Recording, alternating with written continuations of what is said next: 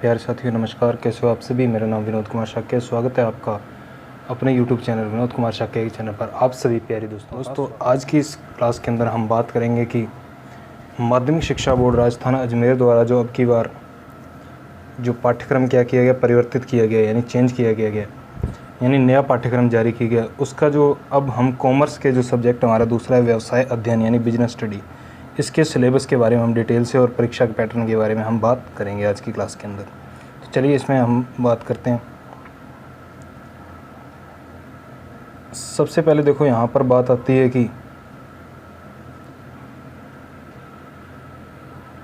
माध्यमिक शिक्षा बोर्ड राजस्थान पाठ्यक्रम परीक्षा 2022, विषय आपका व्यवसाय अध्ययन, विषय कोड है यानी सब्जेक्ट कोड है आपका 31 कक्षा आपके 12वीं का। इसमें यहाँ पे हम सिलेबस की बात करने वाले हैं। अब इसके अंदर देखो बात आती है यहाँ पे कि इसका जो परीक्षा कार्यक्रम होगा यानी योजना वो किस प्रकार से होगी। तो देखो इसमें एक पेपर होगा, आपका समय होगा इसमें जो वो आपके 3.25 घंटे होगा।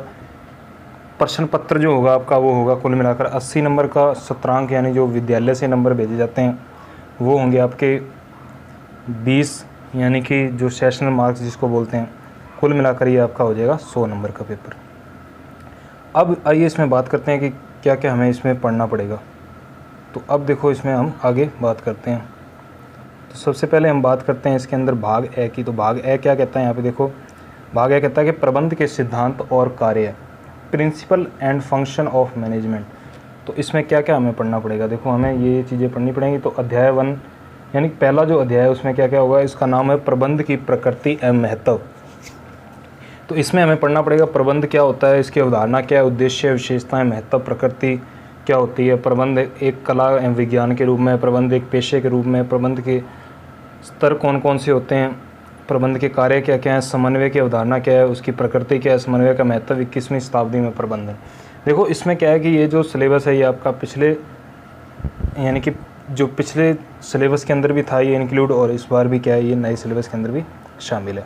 अब बढ़ते हैं हम इसके अंदर अध्याय नंबर 2 की बात यहाँ पे कर लेते हैं। तो अध्याय नंबर 2 की यहाँ पे बात आती है। तो देखो अध्याय नंबर 2 क्या कहता है यहाँ। तो अध्याय नंबर 2 यहाँ पे बात आती है कि प्रबंध के सिद्धांत यानी प्रिंसिपल ऑफ मैनेजमेंट। तो अवधारणा इसमें यानी कि प्रबंध के सिद्धांत, अवधारणा, प्रकृति और महत्व, टेलर यानी FW जो टेलर, फेडरिक विस्लो टेलर का वैज्ञानिक प्रबंध का सिद्धांत और उसकी तकनीकें। उसके बाद हेनरी फ्योल के प्रबंध के सिद्धांत जो 14 सिद्धांत, वो है फ्योल बनाम टेलर की तुलना आपस में की जाएगी। तो ये क्या है आपका जो यूनिट यानी अध्याय नंबर क्या है 2, उसमें क्या है प्रबंध के सिद्धांत में आपको ये पढ़ना पड़ेगा। इसके बाद बात आती है यहाँ पे देखो अब अध्याय नंबर 3 की। तो अध्याय नंबर 3 में देखो आपको क्या क्या पढ़ना पड़ेगा इस बार। तो अध्याय नंबर 3 की यहाँ पर हम बात कर लेते हैं। तो यहाँ पर आपको पढ़ना पड़ेगा देखो कि अध्याय नंबर 3 है आपका, इसका नाम है व्यावसायिक पर्यावरण यानी कि बिजनेस एनवायरनमेंट। तो इसका अर्थ क्या होता है, महत्व, व्यावसायिक पर्यावरण के आयाम क्या क्या होते हैं, आर्थिक, सामाजिक, तकनीकी, राजनीतिक और कानूनी। उसके बाद भारत में आर्थिक पर्यावरण, इसकी अवधारणा क्या होती है, इसकी विशेषताएं क्या हैं, भारत में व्यवसाय एवं उद्योग पर सरकार की नीति का प्रभाव क्या क्या है, उदारीकरण यानी लाइसेंस से मुक्त करना, निजीकरण, प्राइवेटलाइजेशन जिसको बोलते हैं, वैश्वीकरण यानी विश्व का एकीकरण। तो ये इसके संदर्भ में हमें क्या करना पड़ेगा, पूरा डिटेल से इस बार क्या करना पड़ेगा, ये अध्ययन करना पड़ेगा। इसके बाद बात आती है यहाँ पे अगली। तो देखो अध्याय नंबर 4 इसमें क्या बात कहता है ये। तो अध्याय नंबर देखो इसके अंदर 4 नियोजन यानी प्लानिंग। तो ये प्रबंध के सिद्धांत में क्या आता है, नियोजन। सबसे पहले नियोजन। तो नियोजन यानी योजना, नियोजन का अर्थ यानी योजना बनाना, महत्व, विशेषताएं और सीमाएं इसकी क्या क्या होती हैं, नियोजन प्रक्रिया क्या है, नियोजन के प्रकार, उद्देश्य, व्यू रचना यानी कि इसमें क्या करना, व्यू रचना, रणनीति बनाना, नीति, प्रक्रिया, विधि, नियम, बजट और कार्यक्रम, ये सारा हमें क्या करना पड़ेगा, इस बार डिटेल से पढ़ना पड़ेगा। उसके बाद आता है यहाँ पे बात आती है अध्याय नंबर 5 की। तो अध्याय नंबर 5 में हम यहाँ पे बात कर लेते हैं। तो अध्याय नंबर देखो 5 यहाँ पे क्या कहता है। तो अध्याय नंबर 5 यहाँ पे कहता है कि संगठन, जो प्रबंध का क्या होता है, नेक्स्ट जो कार्य होता है संगठन। सबसे पहले नियोजन, उसके बाद संगठन। तो संगठन में देखो क्या कहता है, संगठन की अवधारणा क्या होती है यानी ऑर्गेनाइजेशन, संगठन का महत्व क्या है, संगठन की प्रक्रिया में कदम क्या क्या उठाए जा रहे हैं, संगठन की संरचना किस प्रकार से है, कार्यात्मक संगठन ढांचा, प्रभागीय संगठन ढांचा, औपचारिक और अनौपचारिक संगठन क्या होता है, प्रतिनिधि मंडल अवधारणा, तत्व और महत्व क्या क्या है, विकेंद्रीकरण अवधारणा और महत्व इसके क्या क्या है, ये हमें पूरा डिटेल से क्या करना पड़ेगा, अध्ययन करना पड़ेगा। इसके बाद देखो बात आती है यहाँ पे नियुक्तिकरण की, यानी कि जिसमें क्या इसको बोलते हैं हम स्टाफिंग। तो नियुक्तिकरण में देखो हम क्या क्या पढ़ेंगे इसमें, तो नियुक्तिकरण की बात आती है यहाँ पर। तो इसमें आता है कि अर्थ इसका क्या होता है, नियुक्तिकरण की आवश्यकता क्यों पड़ी, इसका क्या क्या महत्व है, मानव संसाधन प्रबंध यानी कि HRM जिसको बोलते हैं ह्यूमन रिसोर्स मैनेजमेंट का क्रम विकास, नियुक्तिकरण की प्रक्रिया, नियुक्तिकरण के विभिन्न पहलू, भर्ती प्रक्रिया क्या होती है, भर्ती के स्रोत क्या क्या हैं, आंतरिक स्रोत क्या है, चयन बाह्य स्रोत क्या है, प्रशिक्षण तथा विकास किस प्रकार से, प्रशिक्षण यानी ट्रेनिंग की क्या क्या विधियाँ मेथड्स हैं, ऑन द जॉब विधि क्या है, ऑफ द जॉब विधि क्या है, ये हमें पूरा डिटेल से क्या करना पड़ेगा, यहाँ पे अध्ययन करना पड़ेगा। चलिए आगे इसके अंदर आप लोग नेक्स्ट, तो अब यहाँ पे हम बात करते हैं इसके अंदर निर्देशन की। तो निर्देशन की यहाँ पे बात आती है, तो देखो निर्देशन में क्या हमें पढ़ना पड़ेगा, निर्देशन यानी डायरेक्शन।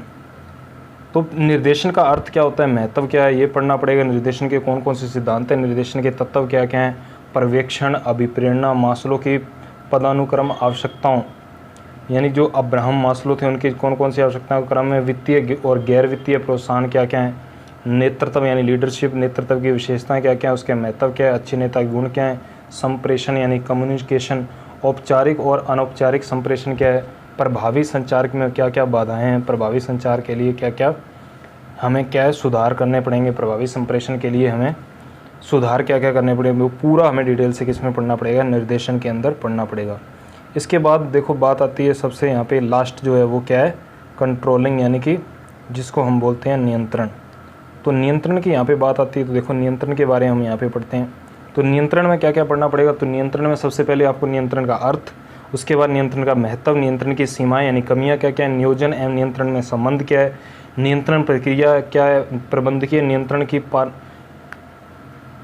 पारंपरिक एवं आधुनिक तकनीकें क्या है, उत्तरदायित्व लेखांकन क्या है यानी रिस्पॉन्सिबिलिटी अकाउंटिंग, प्रबंध अंकेक्षण क्या है यानी कि ऑडिटिंग जांच करवाना, पुनरावलोकन तकनीक क्या है, PERT यानी पर्ट, और CPM क्या तकनीक यानी आलोचनात्मक उपाय प्रणाली, CPM, प्रबंध सूचना पद्धति, ये आपको पूरा यहाँ पे क्या करना पड़ेगा, डिटेल से पढ़ना पड़ेगा। ये तो थे देखो 8 जो थे अध्याय आपके, ये थे भाग ए के अंदर। अब इसके अंदर हम बात करते हैं भाग बे की, यानी भाग बे में आपको क्या पढ़ना पड़ेगा, यानी कि 2 भाग आपको पढ़ने पड़ेंगे, एक तो भाग ए हो गया और दूसरा भाग क्या हो गया, बे। तो यानी कि भाग ए और भाग बे। तो भाग बे क्या है देखो अपना, तो भाग बे यानी कि पार्ट बी है आपका, इसमें देखो व्यापार, वित्त और विपणन यानी बिजनेस, फाइनेंस एंड मार्केटिंग। तो इसके अंदर आपको क्या क्या पढ़ना पड़ेगा, तो सबसे पहले आपको यहाँ पे अध्याय नंबर 9 में देखो बात आती है, यहाँ पे क्या पढ़ना पड़ेगा आपको, तो इसमें पढ़ना पड़ेगा आपको व्यावसायिक वित्त प्रबंध यानी कि फाइनेंस, जो यहाँ पे क्या है मैनेजमेंट, आपको बिजनेस फाइनेंस मैनेजमेंट आपको क्या क्या पढ़ना पड़ेगा। इसमें देखो वित्तीय प्रबंध यानी वित्तीय प्रबंध की अवधारणा क्या होती है, भूमिका और उद्देश्य क्या है, वित्तीय निर्णय किस प्रकार से लिया जाता है, निवेश क्या होता है, वित्तीय संबंधी निर्माण और लाभांश, उन्हें प्रभावित करने वाले कारक क्या क्या है, वित्तीय नियोजन अवधारणा और महत्व क्या है, पूंजी संरचना अवधारणा और पूंजी संरचना को प्रभावित करने वाले कारक कौन कौन से हैं, स्थायी और कार्यशील पूंजी क्या है, अवधारणा और उनकी आवश्यकताओं को प्रभावित करने वाले कारक क्या क्या हैं। ये तो आपको यहाँ पर क्या करना पड़ेगा, ये अध्याय नंबर 9 में, यानी भाग बे जो है आपका व्यापार, वित्त और विपणन, जिसका अध्याय 9 है, यानी व्यावसायिक वित्त प्रबंध। तो आपको ये पूरा डिटेल से यहाँ पे ये सारा डिटेल क्या करना पड़ेगा, अध्ययन करना पड़ेगा। अब चलते हैं इसके अंदर आगे नेक्स्ट, इसमें देखो तो आपको 10वां जो अध्याय है उसमें क्या क्या पढ़ना पड़ेगा। तो 10वें अध्याय के बारे में मैं आपको बता देता हूँ डिटेल से कि आपको जो 10 नंबर अध्याय है उसमें क्या पढ़ना पड़ेगा। तो 10 नंबर जो अध्याय है उसमें आपको पढ़ना पड़ेगा, यहाँ पे देखो बात आती है कि यहाँ पर बात आती है वित्तीय बाजार यानी फाइनेंशियल मार्केट्स, वित्तीय बाजार संकल्पना क्या होती है, वित्तीय बाजार के प्रकार्य और वर्गीकरण क्या है, पूंजी या मुद्रा बाजार क्या होता है, मुद्रा बाजार और इसके तत्व क्या क्या है, पूंजी बाजार के अंदर हमें क्या क्या पढ़ना पड़ेगा, प्राथमिक और द्वितीयक पूंजी बाजार, प्राथमिक बाजार में फैलोटेशन के तरीके क्या क्या हैं, उसके बाद स्टॉक एक्सचेंज या शेयर बाजार क्या होता है, व्यापारिक तथा निपटान कार्यविधि क्या है, उसके बाद व्यापारिक एवं निपटान प्रक्रिया के चरण क्या क्या हैं, विभौतिकीकरण तथा निक्षेपागार क्या होता है, उसके बाद डीमेट प्रणाली की कार्यविधि क्या है, निक्षेपागार क्या है, भारत का राष्ट्रीय शेयर बाजार, उसके बाद भारतीय प्रतिभूति और विनिमय बोर्ड यानी SEBI security and exchange board of India यानी सेबी। तो सेबी के बारे में भी आपको यहाँ पे अध्याय नंबर 10 के अंदर यानी पूरा डिटेल से क्या करना पड़ेगा, अध्ययन करना पड़ेगा। चलिए इसके अंदर आगे हम यहाँ पर बात कर लेते हैं अध्याय कौन से की, 11वें की। तो अध्याय नंबर 11 देखो क्या कहता है यहाँ पे। तो अध्याय 11 यहाँ पर ये बात करता है, देखो क्या। तो अध्याय नंबर 11 के अंदर आपको पढ़ना पड़ेगा विपणन प्रबंध यानी मार्केटिंग के बारे में, मार्केटिंग मैनेजमेंट। तो मार्केटिंग मैनेजमेंट में देखो आपको क्या क्या पढ़ना पड़ेगा।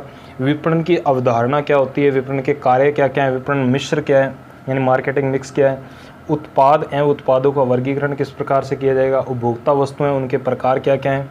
उसके बाद औद्योगिक उत्पाद ब्रांडिंग एवं अच्छे ब्रांड नाम की विशेषताएं क्या है, पैकेजिंग एवं पैकेजिंग के स्तर क्या क्या है, पैकेजिंग का महत्व क्या है, पैकेजिंग के कार्य, लेबलिंग क्या होती है, मूल्य निर्धारण, भौतिक वितरण एवं इसके घटक क्या क्या है, विज्ञापन क्या है, विज्ञापन की आलोचना क्या है, ये सारा आपको डिटेल से पढ़ना पड़ेगा। उसके बाद व्यक्तिगत विक्रय एवं इसकी विशेषताएं क्या होती हैं, व्यक्तिगत विक्रय के लाभ एवं महत्व क्या होता है, विक्रय संवर्धन का मतलब कि विक्रय को बढ़ाने के लिए की जाने वाली क्रियाएं क्या कहलाती हैं, विक्रय संवर्धन कहलाती हैं। तो विक्रय संवर्धन क्या होता है, विक्रय संवर्धन के क्या क्या लाभ हैं, संवर्धन की क्या क्या सीमाएं हैं। के बाद यहाँ पे बात आती है प्रचार, जनसंपर्क की भूमिका क्या क्या होती है। तो ये आपको यहाँ पे डिटेल से पढ़ना पड़ेगा।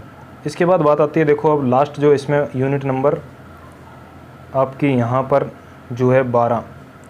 तो यूनिट नंबर जो है आपकी यहाँ पर 12 यानी अध्याय नंबर जो जिसको हम कह सकते हैं 12।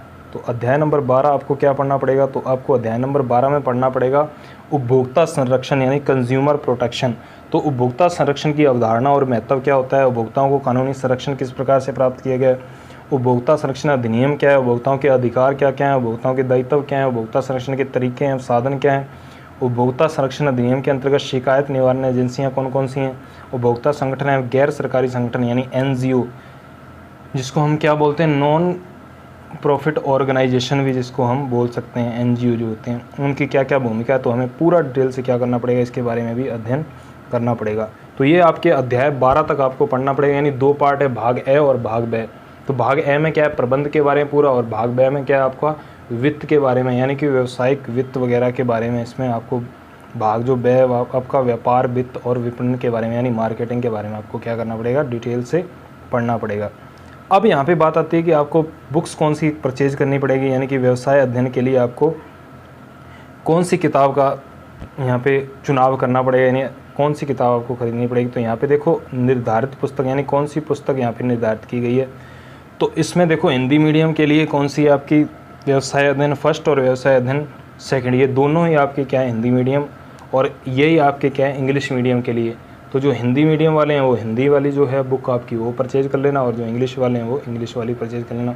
तो यहाँ पे कौन सी होगी, वो NCERT यानी कि आपको इस बार क्या करनी पड़ेगी, NCERT से जो जारी की गई जो किताब है उसमें कहता है कि NCERT से प्रतिलिप्याधिकार अंतर्गत प्रकाशित यानी NCERT book publishing under copyright, जो बुक्स यहाँ पे क्या की गई हैं, जारी की गई हैं, जो वो ही आपको क्या करना पड़ेगा, यहाँ पे परचेज करनी पड़ेगी, उनको ही आपको क्या करना पड़ेगा, यहाँ पे अध्ययन करना पड़ेगा।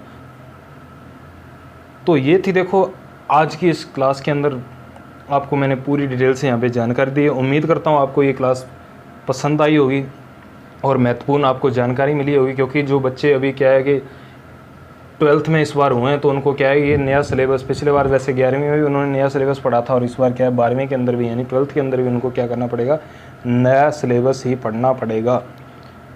तो ये वीडियो आपके लिए लाभदायक सिद्ध होगी अगर आप इस वीडियो के अंदर पहली बार जुड़े हैं, यानी कि अगर आप ये मेरी वीडियो पहली बार देख रहे हैं तो आप इस चैनल को सब्सक्राइब जरूर करें और साथ में बने बेल आइकन को प्रेस जरूर कर लें, जिससे आपको आगे आने वाली वीडियोज़ के नोटिफिकेशन मिलते रहें, और वो भी सबसे पहले।